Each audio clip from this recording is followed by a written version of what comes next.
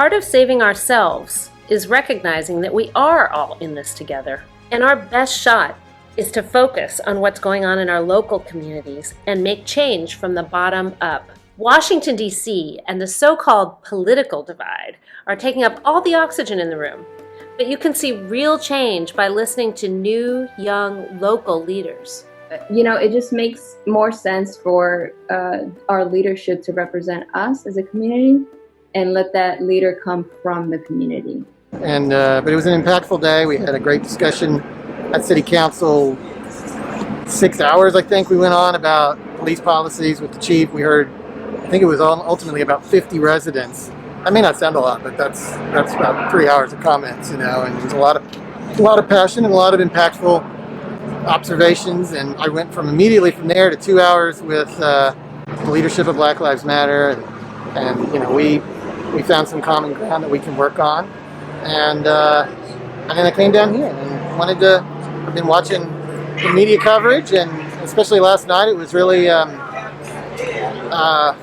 peaceful, and it was really thoughtful. I put my money where my mouth was and come down here and try to make sure that it's a peaceful night.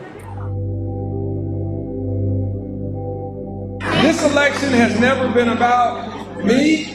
This election has never been about just my ideas. It's been about all of the hopes and dreams that we have as individuals and collectively in this city. Stamford is an interesting city in that we are obviously in the shadow of New York.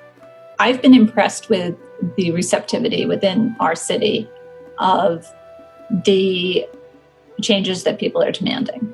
I also have been impressed at the openness to protests and to rallies, the participation of our government leaders. After the death of George Floyd occurred, and the first early ones in Stamford, the police marched with the citizens right from day one and acknowledged we have problems and we need to address them. We've got to start to educate folks, the people that we serve.